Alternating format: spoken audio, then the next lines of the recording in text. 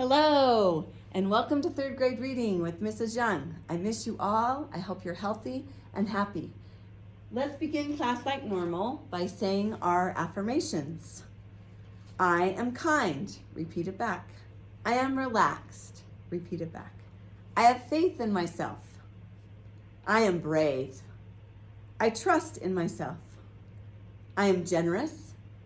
I am loving. I make great decisions. I am kind to all. I am protected.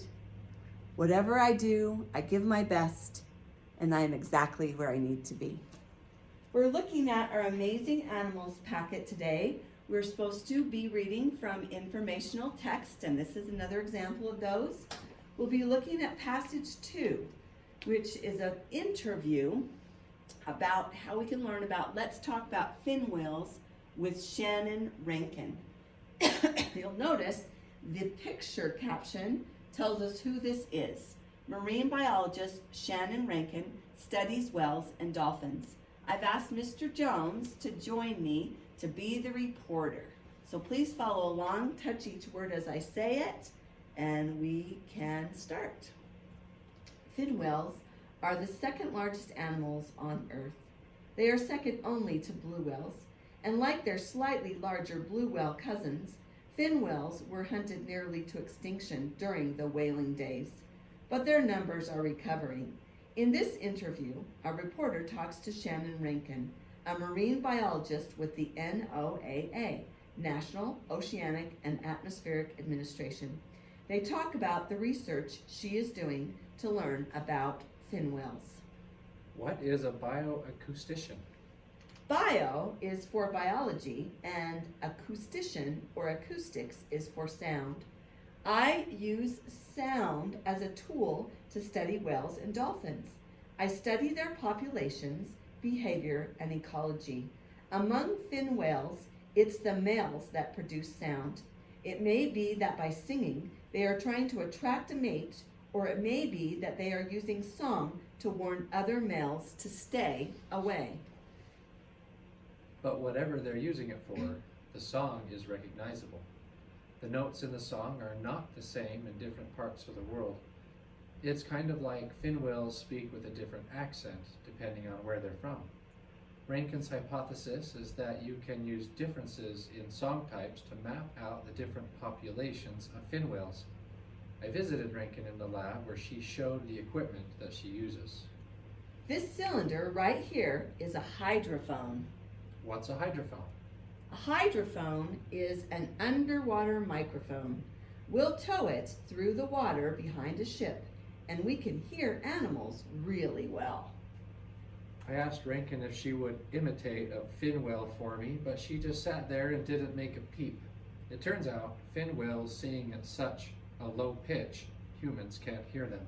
There's an interesting picture in case you were wondering what a hydrophone looked like, and they are here as underwater microphones. Sometimes, if you really crank the volume loud and you have high quality headphones and gear, you can feel it and the hair on your arms will stand up. It's not sound, it's like a vibration. And that's why this technique for studying fin whales works well. Low frequency sound waves travel well underwater. That's why fin whales use them, to attract other fin whales who may be hundreds of kilometers away. As a result, fin whales' songs are picked up at listening stations all over the world. One of the wonderful things about fin whales is they're detected on seismometers.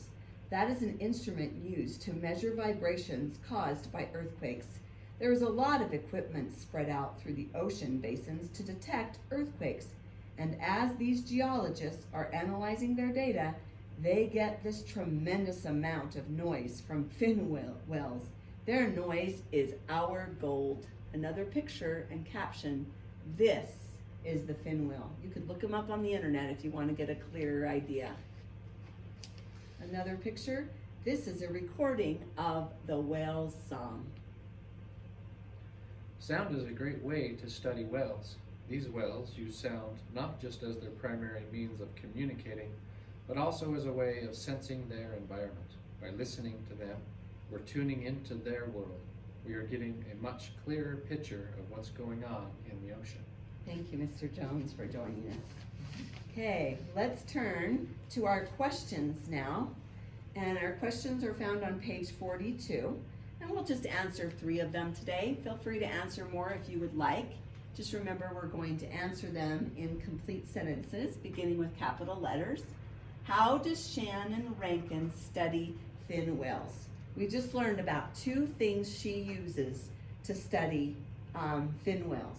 So I'm going to turn the question around and write Shannon Rankin studies whales in the ocean by using, and I'm going to make sure, since I just read this, how to spell those things. One of them was seismometers, S-E-I-S, and if you didn't know how to do this, you could look it back too. Seismometers, and those microphones were right here, hydrophones. Notice we have the prefix hydro, which means water, so we can write that down using seismometers and hydrophones. So it's not a microphone, it's a hydrophone. There we go. Let's go to the next number 2 in the second column. What is the purpose of the first paragraph? So I read a lot of paragraphs, so you should probably go back and reread this paragraph again with me. Notice the number 1 here. Fin whales are the second largest animals on the earth. They are second only to blue whales. And they, like their slightly larger blue whale cousins, fin whales were hunted nearly to extinction during the whaling days. But their numbers are recovering. In this interview, a reporter talks to Shannon Rankin, a marine biologist. They talk about the research she is doing to learn about fin whales. So right there, what is the purpose of the first paragraph? This is an introduction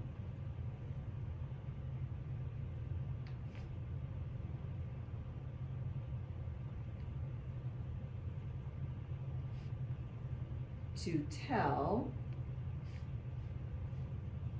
why they are studying fin whales. Another reason of the first paragraph is that she gives credit to the person who has authority to speak here. So this is an introduction to tell why they are studying fin whales. It also gives credentials or credit, so you'll believe them. It also gives credentials to the researchers. It's important to know where something is coming that I am reading from, the source. And this person comes from that national organization. She would have had to have had lots of education to be able to work at the National Oceanic and Atmospheric Administration. She's a marine biologist, so she would know a lot more about this subject than most of us would. So that was the purpose of the first paragraph, is you can believe her. All right, let's take a look at number 3 on the next page. How is what you learn about fin whales in passage 2 similar to what you learn about meerkats in passage 1? This is one of the things that we're required to do, to be able to compare 2 passages. So as I was thinking about this, I remembered that I underlined an interesting part right here about when the males make sound as a whale. They are using their song to warn other males to stay away. So back in passage 1, if you remember, it also talked about how the meerkats let out a bark or a whistle if they spot an enemy. That's how meerkats practice cooperation. So I think that's the similarity, that's how they're the same, and I'm gonna write that in a sentence. Okay, whales and meerkats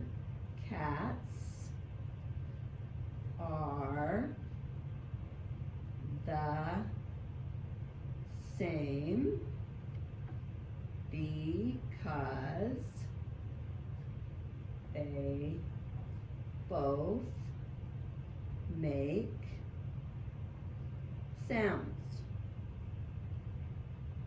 And then I want to give more credence or more credit or more evidence so that I know what I'm talking about. So I'm going to use a couple of quotes from the text that I just read. Male whales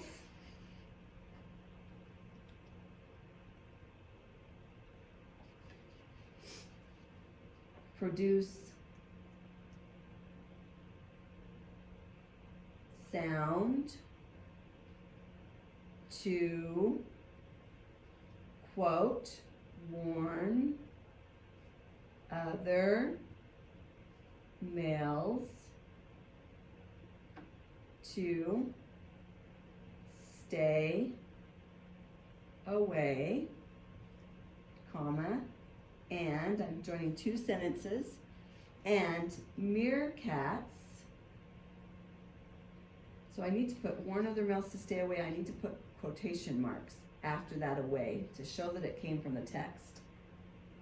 And meerkats, remember back, I want to quote it exactly, because when I quote it exactly, it gets way more credit for my readers.